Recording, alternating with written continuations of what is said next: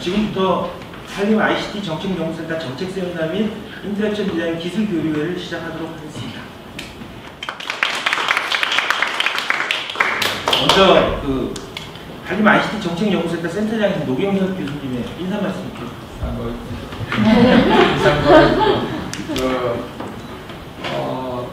우리가 매번 원래 정기적으로 ICT 이제 정책 세미나 계속 이제 하고 있는데 이번이 이제 우리 센터 생후 9번째죠. 그래서 제 9회입니다. 그래서 방학이 이제 시작이 됐고, 그래서 이제 이번 6월달에 우리 국내 미디어 협동조 관리에서 김동규 상임이사님 모시고 스마트 미디어 를 활용한 혹은 스마트 미디어 시대에 적합한 그런 어떤 방송 제작에 대한 여러 가지 말씀을 듣는 기회를 갖고자 합니다. 그래서 오늘 실은 좀 준비도 좀 늦었고, 그다음 장소도 지금 반만 이렇게 쭉 이렇게 돼가지고서 좀 열악합니다. 그리고 학생들하고 이제 교수님들하고 우리 내부 프로그램 센터에서 한 5명, 6명 정도 지금 대만에 가서 지금 학회도 참석하고 있어서 많이 참석도 못했고 그렇게 하지만 그래도 내용이나 뭐 이런 거는 지금 모시기 힘든 선생님 모셨기 때문에 한번 끝까지 잘 듣고 그다음 좋은 유익한 생산적인 시간이 되셨으면 합니다. 끝까지 잘 지켜주시고 좋은 시간 되시길 바랍니다.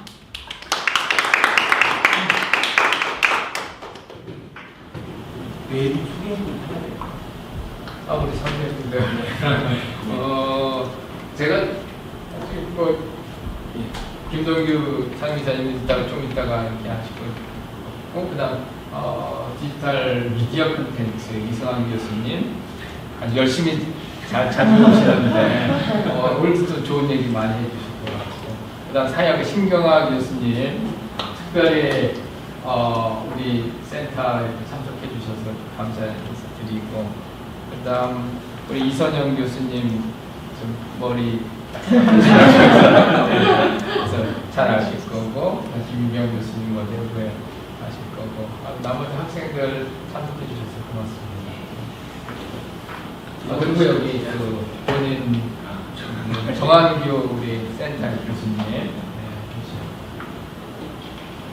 그러면 바로 시작하도록 하겠습니다. 발표는 국내 미디어 협동조합 상임이사이신 김동규 선생님께서 스마트 미디어 시대의 방송 제작 환경 변화라는 주제로 발표를 해주시도록 하겠습니다.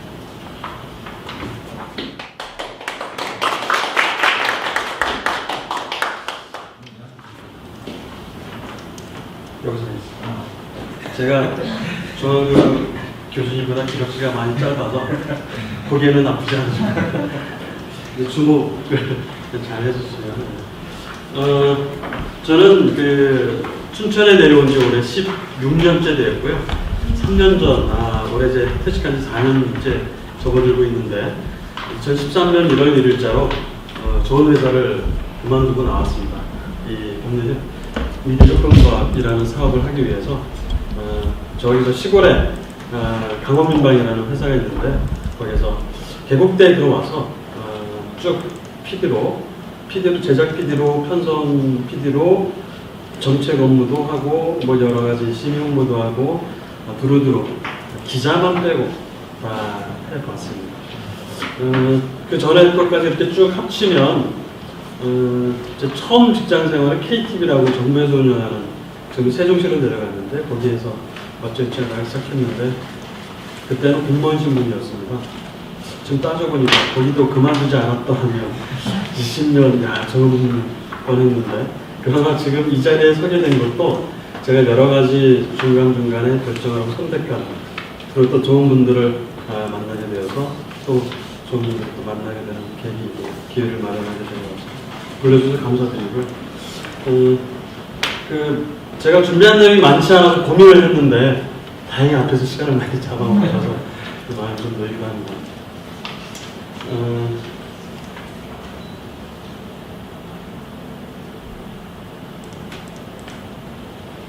자, 여기 옛날 TV입니다. 아마 이게 따락따락 돌리는 로타리식이잖아요. 요즘에 젊은 학생분들은 아마 기억도 나지 않을 텐데 요즘에 리모컨으로 다 하지만 옛날 팁인데요. 옛날 생각하시면서 한번 짤막한 어이구 어떻게 되지?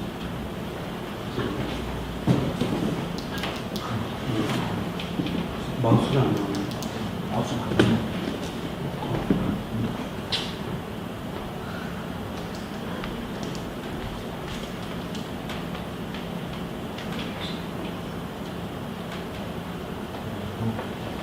이제 시간 관계상 방송사고로 넘어가겠습니다. 아까 보여드리려고 했던 건 모래시계 한 장면이었는데 예전에 모래시계를 아시다시피 이게 95년에 제작된 드라마였습니다. 벌써 20년 전인데 그때 아마 귀가시계라고도 불렸던 것을 기억하실 텐데요. 그걸 생각하다가 이 강의를 세미나 발표를 준비하면서 이게 좀 연관성이 있어서 도입을 하면 좋겠다 생각을 했는데 모래시계가 굉장히 시청률이 좋았거든요. 귀가시계라고 불릴 정도로. 그래서 기왕 이렇게 된 거 한번 우리나라 방송 프로그램 시청률 한번 생각해 봤는데 10위부터 1위까지 있거든요. 10위가 한 뭐였을지 한번 떠오르는 드라마 있으신가요? 예, 잘 모르시더라고요. 맞추면 뭐 엑셀에도 열심히 하죠. 예, 영광으로 아시죠? 첫사랑 아닙니까? 역대급. 첫사랑은 1위입니다. 역대급 예. 첫사랑이요. 겨울여름 아닙니까? 예, 10위가 대장금. 제가 맞춰 57.8%였고요. 9위가 여명의 눈동자. 이거 진짜 음악이 기가 막혔죠. 첫사랑이 역대급. 그 다음에 8위가 태조 왕건. 7위 아들과 딸. 6위 그대 그리구나. 이건 잘 안 봤던 것 같은데 시청률이 꽤 높았습니다. 5위가 젊은이의 연지. 아주 꿋꿋한 배용준의 드라마의 모습도 있고요. 거의 데뷔작 같은. 그다음에 4위가 허준, 3위가 모래시계, 그리고 2위가 사랑이 뭐길래, 그리고 바로 1위가 이전에서 말씀하신 대로 첫사랑입니다. 재밌는 건요. 겨울연가에 준상이네 집 있잖아요. 그 지금 터물어지고 주잖아요. 그 바로 밑집에 첫사랑 찍은데요. 근데 아무도 신경을 안 쓰는데 시청률이 역대급은 바로 밑집에 그냥 붙어있는 집 그런 집에. 저것도 거의 옛날 거. 예, 그건 겨울연가. 예, 어쨌든 MBC 드라마, MBC가 드라마 왜 왕국이었는데 첫사랑이 중요하냐면 되게 완전 춘천에서 올로 다 찍은 거예요. 그 육민극장 나오고 첫사랑인데요. 저게 이 동네 얘기예요. 기억이 안 나. 오 마이 갓. 아니 이 춘천에 왔는데 나는 저기 40% 저기 아버지가 육민극장 그 영상의 기사고 딸내미가 육민극장 사장 그 아버지가 그 호랑이 선생님 그 재벌 이제 이 동네. 그 비하인드 얘기는 나중에 계속 모시고 따로. 그래서 춘천 알아야 됩니다. 그때부터 근데 요즘에 최근에 가장 그 인기 높았던 드라마가 뭔지 아시죠? 태양의 후예사. 근데 시청률이 38.8%. 아까 보셨던 대로 위에서는 거의 뭐 60% 이상 이렇게 되는데 최근에 가장 인기 좋았던 태양의 후예가 38.8% 밖에 나오지 않습니다. 왜 그러는 걸까요? 여기에 바로 스마트 미디어 시대에 우리가 살고 있다라는 것을 단적으로 보여주는 그런 얘기가 됩니다. 뭐 지금은 라디오 시대가 아니고 스마트 미디어 시대다 이렇게 볼 수 있겠는데요. 아까 보신 대로 시청률은 그 피플미터라는 걸 TV에 심어서 전국에 있는 4천 가구를 대상으로 실시간 시청하는 것을 집계하는 거죠. 그래서 예전에 TV가 주로 방송 시청 매체였던 때는 아까 보셨던 대로 모래시계가 귀가시계였을 정도로 굉장히 시청률이 높았었던 거죠. 근데 요즘에 그 문제가 되는 게 무한도전 이런 게 굉장히 시청률이 높을 것 같은데 막상 지금의 방법으로 하면 별로 높지가 않은 거예요. 그래서 방송 쪽이나 이런 쪽에서 얘기를 하는 것이 새로운 시청률 조사 방법을 내세우고 있는데 여기에 통합 시청률이라고 해서 두 가지를 새로 넣었다고 합니다. 그게 바로 N스크린, 그러니까 스마트폰, 태블릿 등등의 미디어로도 보는 그 N스크린 서비스로 보는 것까지도 실시간 TV 시청률을 더하고 여기에 또 그 VOD 시청률 이런 것들도 더하는 이게 두 가지 큰 주약물도 그 추가했는데 여기에 뭐 또 짤막짤막하게 나오는 그 클립형들도 인터넷에 많이 있지 않습니까? 이런 것들도 대상으로 하고 그리고 요즘에 좋은 드라마는 한 1년쯤 2년쯤 지나면 드라마 채널에서 또 한 번 보여줍니다. 그럼 그것도 시청률을 조사해서 원래 그 TV 드라마 시청률에 합산을 하는 방식도 하고요. 물론 이제 VOD 시청률 수준은 보면 7일간 이렇게 한다는데 왜 이렇게까지 되었는가 하는 것이 바로 스마트 미디어라는 거죠. 보시는 대로 매체라는 것, 우리가 방송이라는 것을 접하는 그 매체라는 게 여러 가지가 있는데 그 중에 스마트폰이 매우 높습니다. 이거는 2015년에 방송매체용 행태조사라는 그 조사를 근거로 한 건데요. 연도별 매체 보유율 추이도 맨 앞에 있는 스마트폰이 아주 급격하게 2012년까지 최근 몇 년 동안에 굉장히 보급이 많이 되었고요. 그리고 주 매체별로 주 5일 이상 이용률도 스마트폰이 거의 TV에 가깝게 이렇게 되어 있는데 그러니까 스마트폰을 굉장히 많이 이용하고 TV 그러니까 방송은 주로 이제 TV를 말하니까 이제 TV를 스마트폰을 이용해서 많이 접하게 된다는 것이죠. 이렇게 되다 보니까 여러 가지 그 현상들도 나타나기도 하는데요. 조금만 더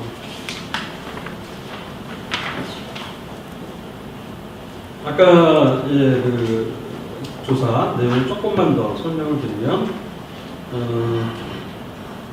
스마트폰 보유율이 10대에서 40대는 거의 90% 이상 된다고 하고요. 그리고 더 필요한 매체가 뭐냐 물었더니 TV보다 스마트폰이 더 중요하다고 대답하는 연령이 높아져가고 있다는 겁니다. 특히 40대 이상에서 많이 증가했다는 겁니다.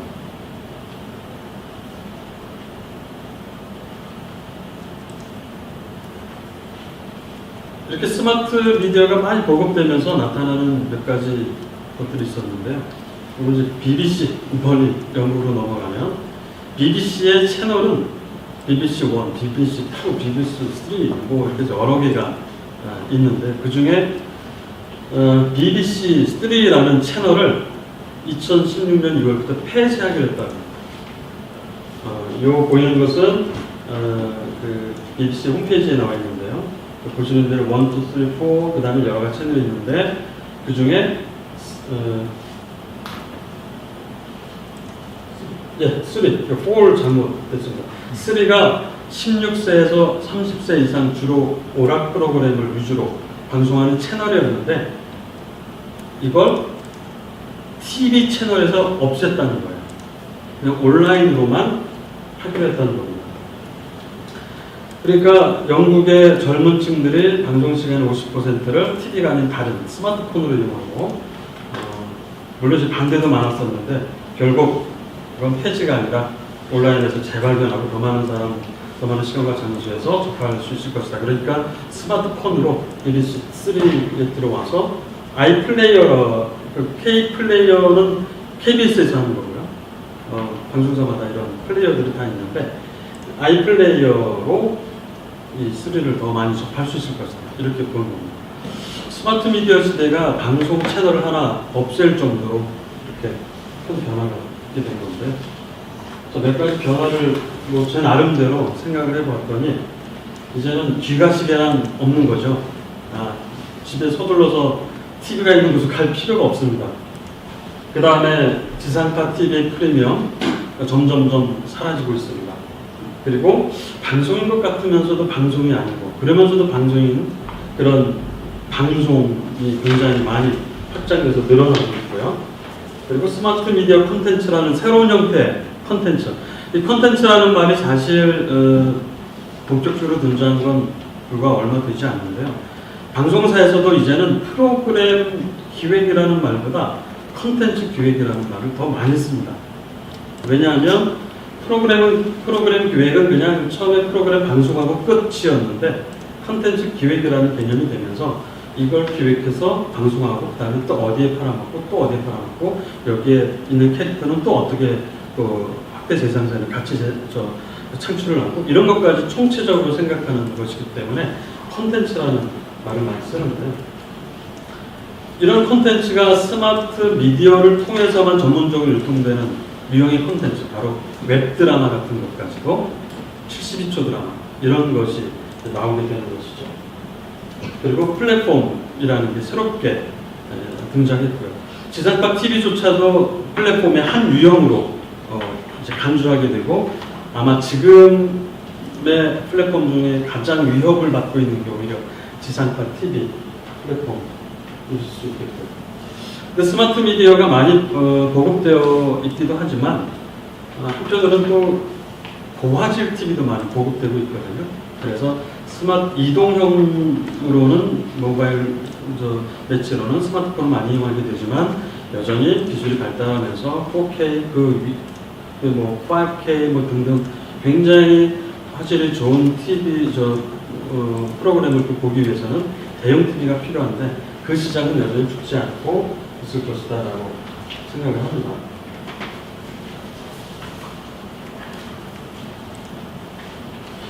자, 이렇게 생각을 해보면 스마트 미디어 자체가 방송 환경의 변화를 가져왔다기보다는 꾸준하게 디지털 기술이 발달하고 인터넷 기술이 발달하면서 이것이 스마트 미디어라는 획기적인 새로운 미디어가 보급되고 확산되면서 새로운 OTT 서비스 이런 것들이 방송 시청의 행태, 그러니까 고정형 TV만 보던 게 움직이는 속도, DMB가 먼저 나오긴 했지만 그렇게 큰 변화를 일으키게 되었고 그러다 보니까 채널도 많아지고 등등 되면서 지상파 TV의 프리미엄은 축소가 되고 그리고 방송은 확장이 되고 이것이 다시 또 기술이 발달하고 하면서 또 다시 또 이런 순환이 이루어지는 방송 환경의 변화는 계속 꾸준히 이루어질 것이라고 생각합니다. 아까 말씀드렸던 부분에서 지상파 TV의 위축 이런 걸 말씀을 드렸는데요. 그 지상파 TV에 대해서 조금 이해를 하셔야 그 변화라는 것을 더 이해할 수 있으리라 생각을 하는데요. 지상파 TV는 보시는 대로 이런 식으로 합니다. 그 프로그램을 이제 송출을 하면 송신소, 조그만 사진 남산에 있는 서울타워인데요. 여기에서 서울 같은 경우에 송신소에서 서울 지역에 보내게 됩니다. 그리고 이 강원도 같은 곳은 송신소에서 저녁에 다 전파를 쏘아주지 못하거든요. 그래서 중간중간에 중계소라는 걸 둡니다. 송신소 중계소를 설치하거나 운영하는데 돈이 꽤 듭니다. 지상파 TV가 그래서 돈이 많이 들기도 하는 건데요. 지상파는 전파를 이용하는 거거든요. 그래서 전통적으로 VHF, UHF, 그래서 아까 로타리 이렇게 보셨던 것처럼 우리나라 밴드에서는 VHF는 잘 나오는 채널이 7번, 9번, 10번 이겁니다. 그래서 그게 이제 KBS, MBC 이렇게 된 거고요. UHF는 또 이제 나눠져서 처음에 나왔을 때 교육방송이 나오기도 했었는데 그런데 문제는 지금 이렇게 지상파를 직접 수신하는 가구는 거의 없다는 겁니다.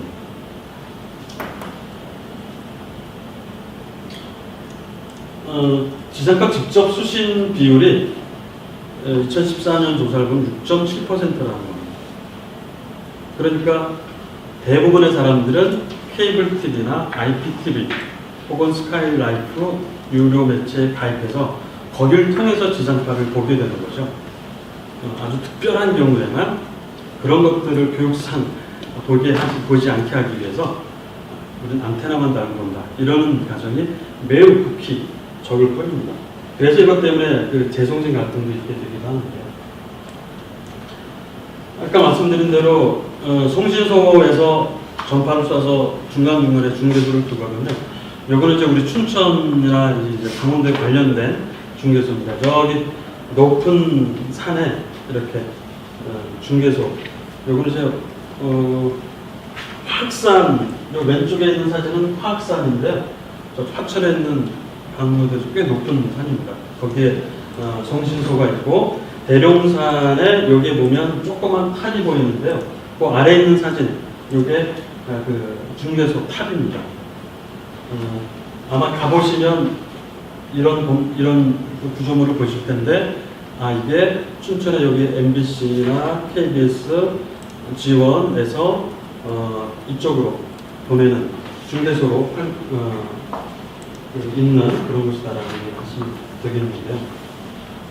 근데 이런 지상파는 중계소, 송신소로 보내기 전에 먼저 연주소라는 게 있습니다. 그래서 TV 방송사에는 꼭 이렇게 안테나, 높은 안테나 탑이 있죠. 이게 이제 지상파 TV거든요. 그런데 여기에 비해서 종편 채널들은 아까 보셨던 이런 탑들이 없습니다. 당연히 없죠. 지상파와는 전혀 다른 방법으로 송출을 하는 거니까요. JTBC고 이게 채널 A인데요. 이 사람들은 이렇게 방송을 하거든요. 이를테면 이제 방송 채널 사용 사업자입니다. 종편은 종합편성 채널로 허가를 받은 거고요. 이 방송 소재를 광케이블이나 여러 가지 방법으로 송출 사업자, 이 송출만 대신하는, 지상파 TV는 자기네 직접 송출하는데요.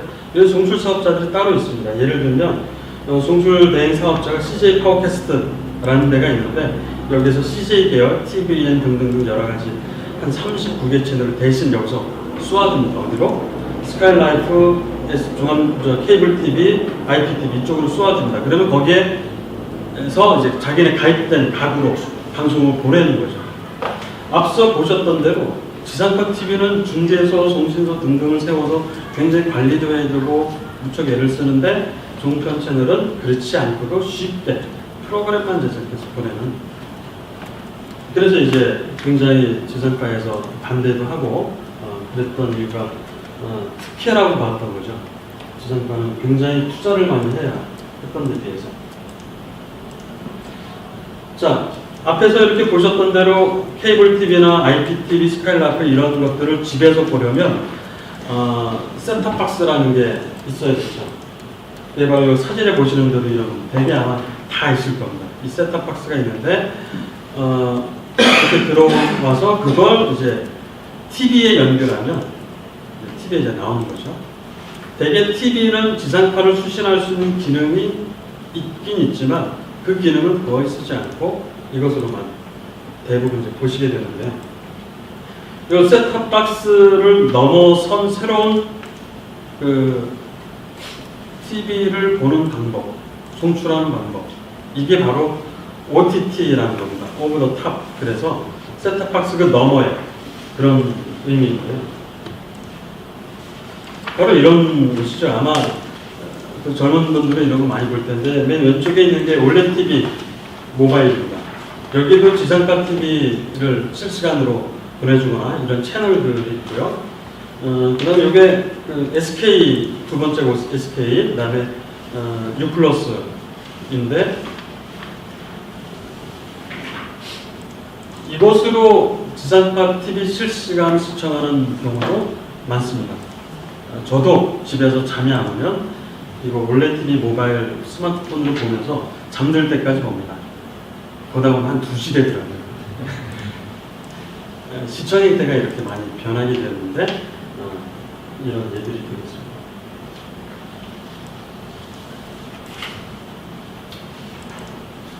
그 OTT 서비스 말고 또 요즘에 스마트 미디어 시대에 새로운 용어가 나타난 게 이 MCN이라는 거죠. 멀티 채널 네트워크. 근데 요거의 기반은 기본적으로 잘 아시다시피 유튜브나 아프리카 TV, 판도라 TV 이런 것들입니다.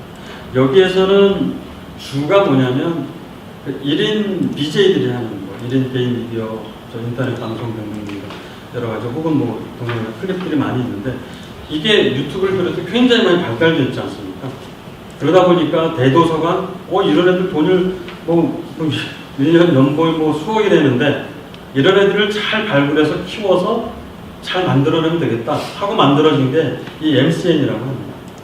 그래서 미국에는 어썸 TV, 뭐 메이커 TV, 마시냐 뭐 이런 마치니 아니야 마치니마 뭐 이런 게 있다 그러고요. 우리나라에도 당연히 돈 되는 곳에는 CJ가 뛰어듭니다.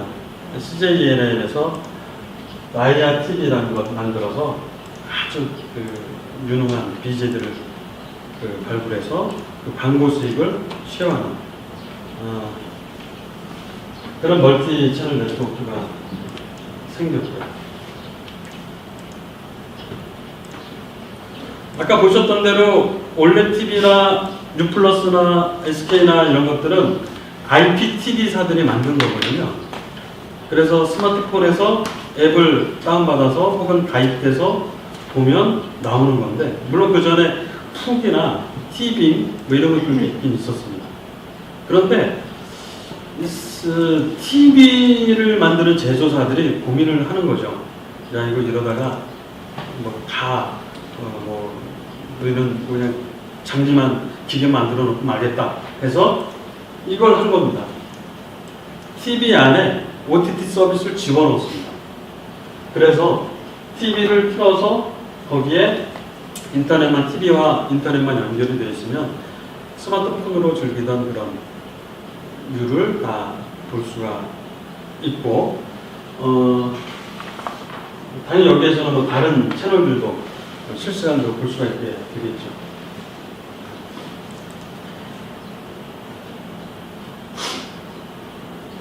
여기 이제 스마트 미디어 시대에서 새롭게 나타난 방송의 형태 이런 거라고 볼 수가 있겠고요. 지금 이제 말씀드릴 것은 스마트 미디어 시대에서 가장 두드러지게 변화한 것.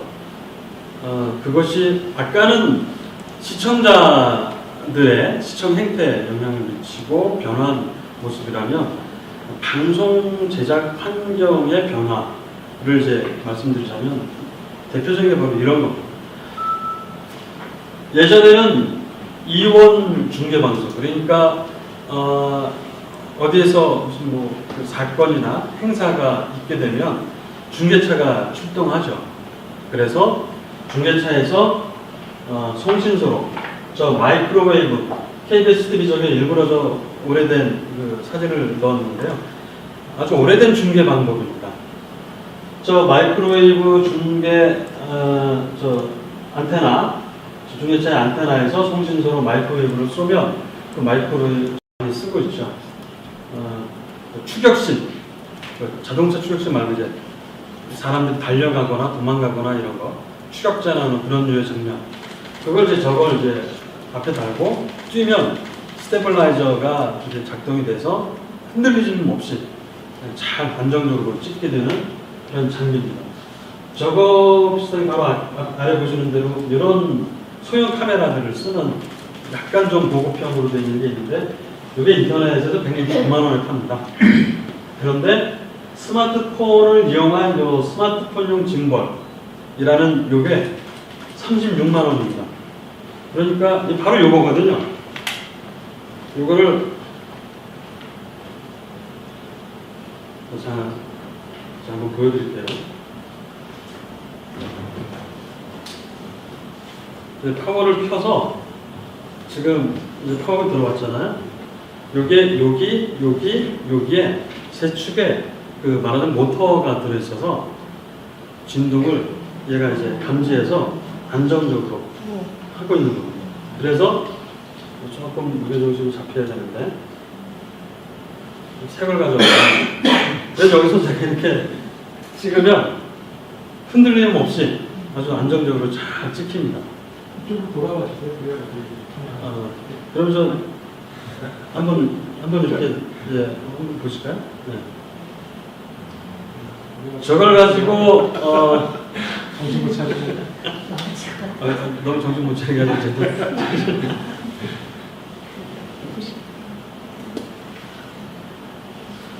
그래서 아까 뭐 이상 교수님께서도 360도 VR 촬영 말씀하셨는데 저것으로 굉장히 많은 콘텐츠를 기획해서 할 수 있습니다. 예를 들면 이 방문자의 시각으로 한림대학교를 찍을 수 있는 거죠. 그래서 저거 다 눈높이로 들고 일성화톡을 한번 쭉 돌아보고 박물관도 돌아보고 각 강의실 한번 쭉 돌아보면 그 강의실을 소개하는 짤막한 동영상들을 만들 수가 있습니다.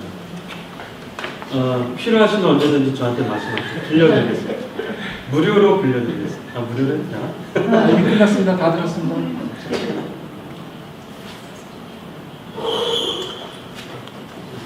예.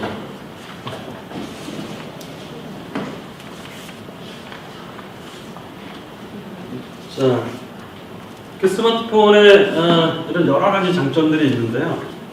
한 가지 약점이 하나 있습니다. 그게 바로 오디오입니다.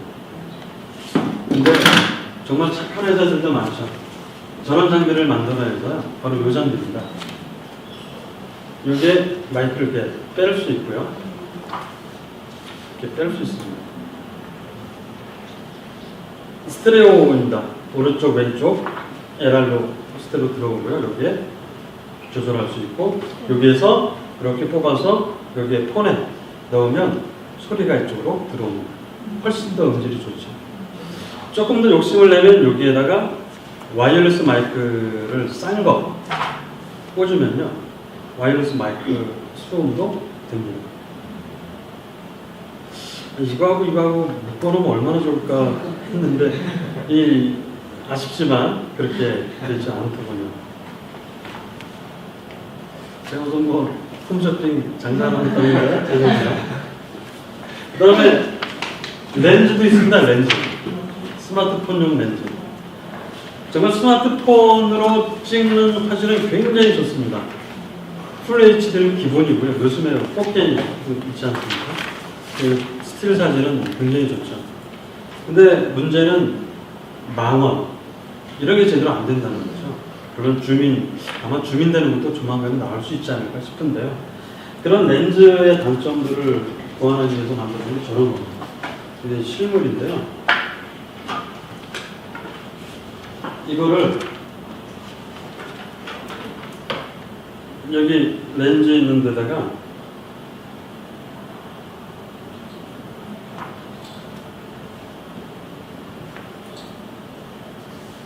딱 낍니다. 이거 파워가 안 들어가서 잘 나오거든요. 이거는 와이드 앵글 렌즈입니다. 와이드. 폰이 조금 와이드하긴 하거든요. 근데 이거보다 더 와이드한 거예요. 여기에 이제 막 개봉하는 건가요? 이런 정비에서 왜 사는 거예요? 이거 국산입니다. 이것도 국산이고 이것도 국산입니다. 다행히 그렇죠.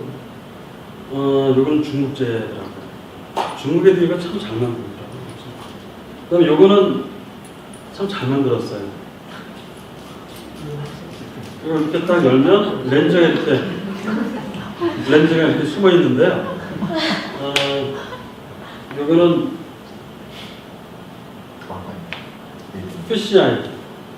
PCI가 이제 그 물고기 눈이잖아요. 어안 렌즈입니다. 그래서 굉장히 그 좁은 공간에서도 잘 나오게 하고요. 여기 있는 건 뭐 생긴 건 똑같이 생겼는데 뭐 의심할까봐 보여드려야죠.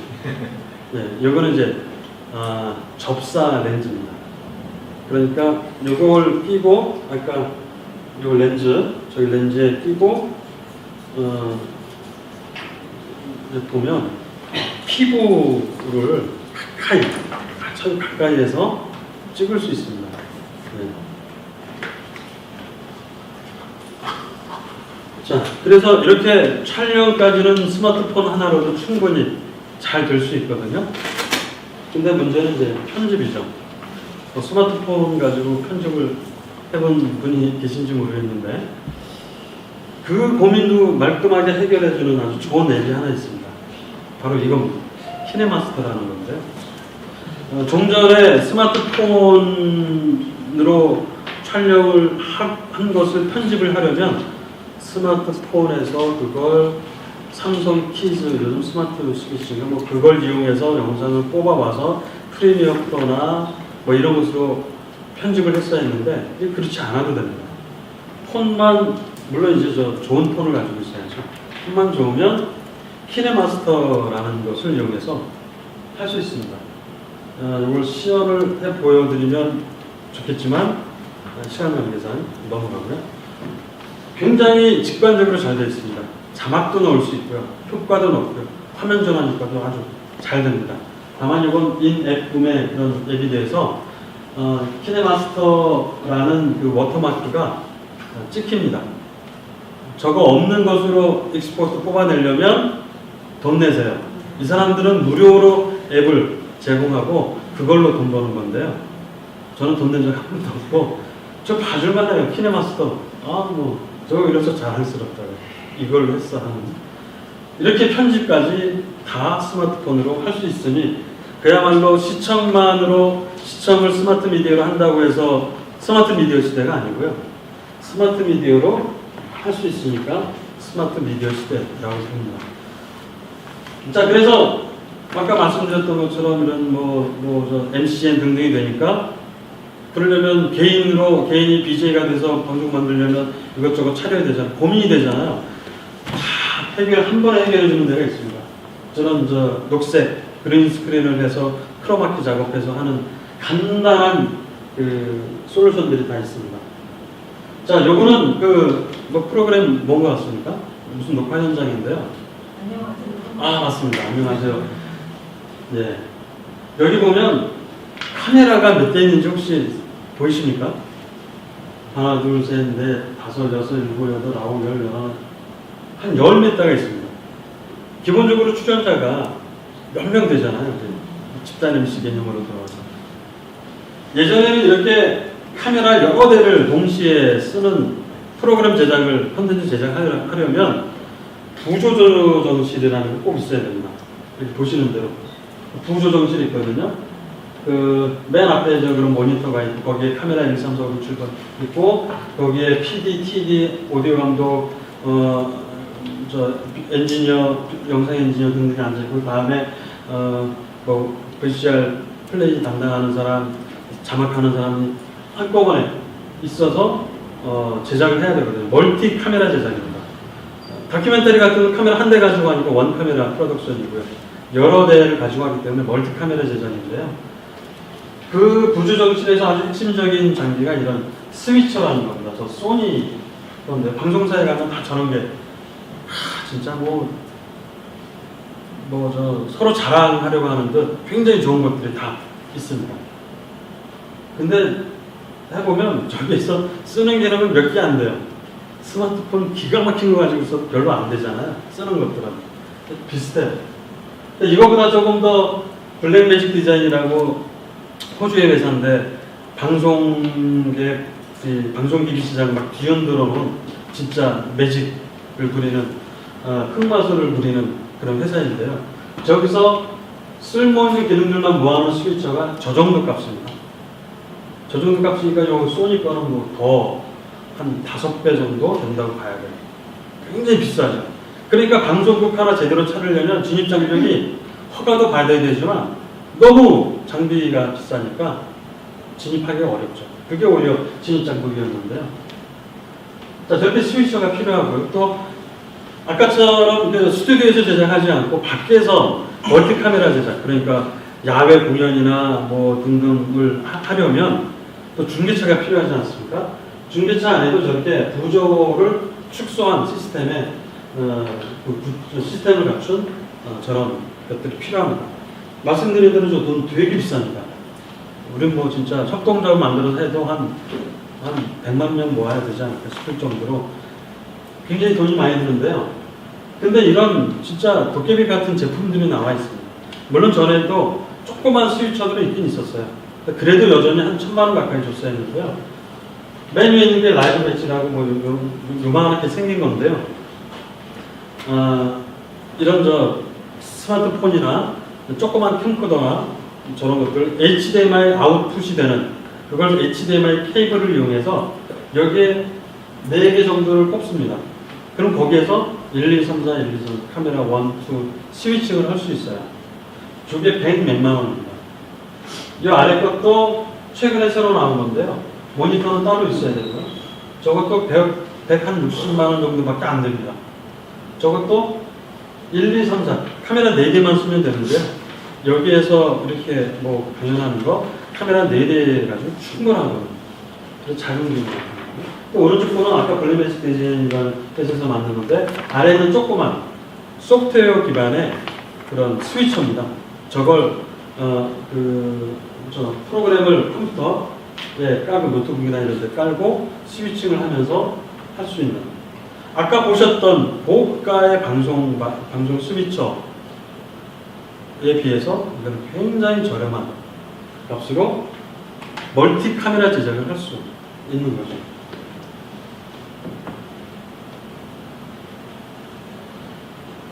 자, 그러면 아까 말씀드린 대로 스마트 미디어로 촬영하고 편집하고 또 멀티 카메라 제작까지 가능하다면 사람들이 볼 수 있도록 해줘야 되지 않습니까? 스마트폰으로 볼 수 있게 적어도 그러려면 스마트폰을 이용하는 거기 때문에 인터넷만 하면 되는데요. 그 대도서관이나 아프리카 TV에서는 그냥 실시간 라이브 채널이죠. 그런데 여기에서 보시는 건 뭐라 그러죠? 타임 스케줄로 지상파 방송사에서 보는 것처럼 지금 뭐 하나 몇 시니까 뭐 하나 2시간 후에 뭐 하나 이렇게 이런 개념이거든요. 타임 스케줄로 편성표를 짜서 쭉 내보내는 그런 기능이 있는 장비예요. 이제 아래 보시는 게 주 조정실인데요. 저걸 진짜 필요한 기능을 압축해서 만들어 놓은 게 바로 저 장비입니다. 저거 컴퓨터하고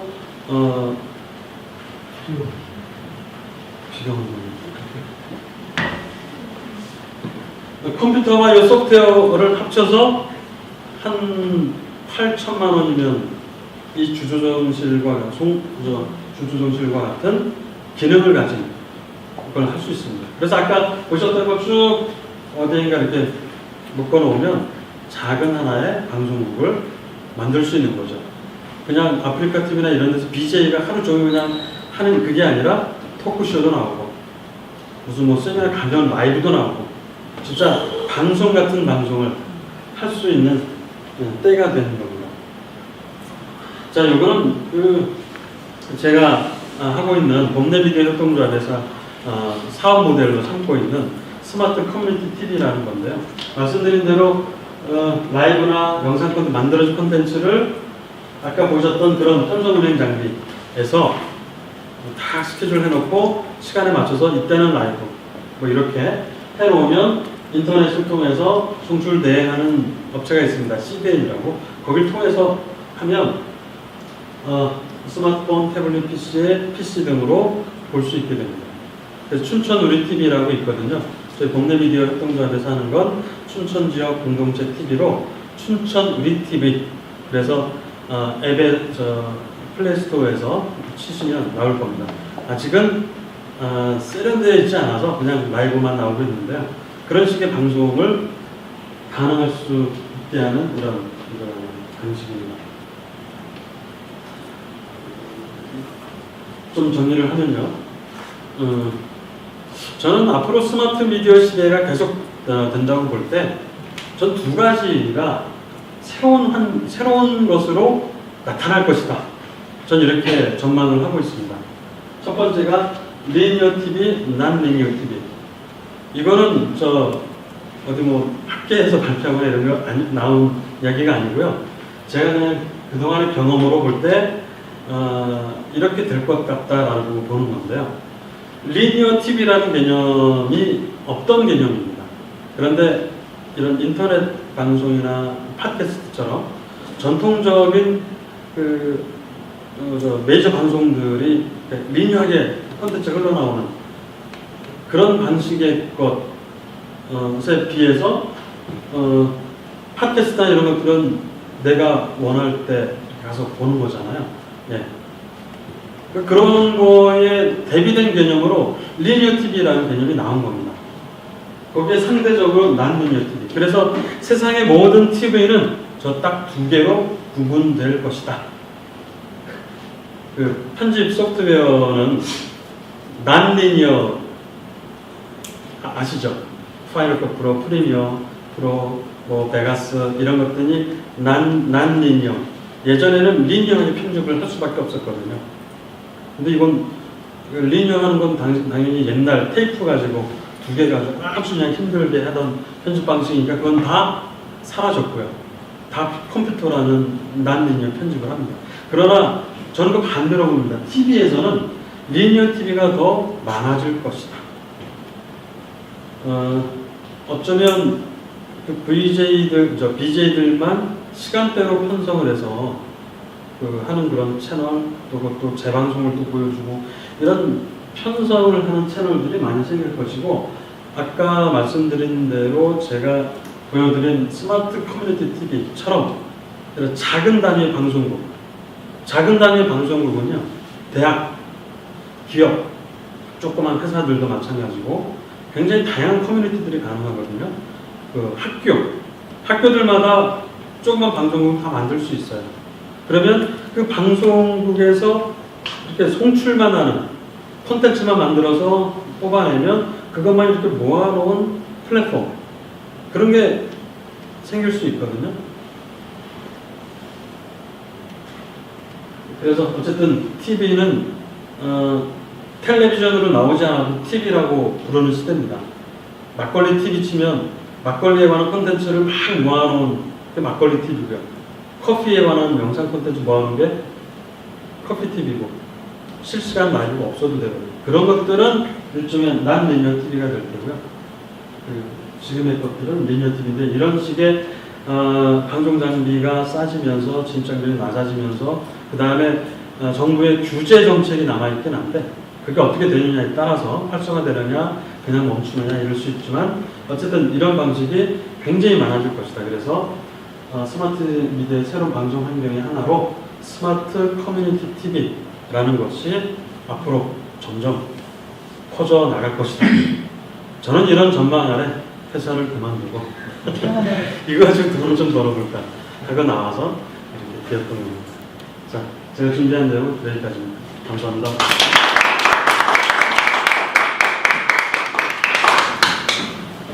발표 아주 잘 들었고요. 굉장히 재미있네요. 저는 보고 방송이 이렇게까지 변하구나 이런 생각이 들어서 좀 신기하기도 하고, 또 여기 젊은 학생들 같은 경우는 창업 아이템 같은 걸로도 괜찮은 것 같고, 전에 제가 80년대 때 대학을 들어갔을 때는요, 방송국이라는 데는요, 그냥 느낌이 뭐라고 해야 되나, 골리앗이라고 해야 되나? 막 방송국이다 그러면 그냥 어마어마한 거 뭐 이런 느낌이 있었는데, 제가 이제 요즘 들어서 이제 방송 제작인 거, 요즘 뭐 BJ들도 있고 보면 만나보면 뭐 정말 방송이 작아졌구나. 옛날에 방송이 거대한 신문사 조선일보, 동아일보라면 요즘 방송은 뭐라고 비교하냐면 뭐 길거리 나는 팜플렛 정도 이런 거 느낌이 와요.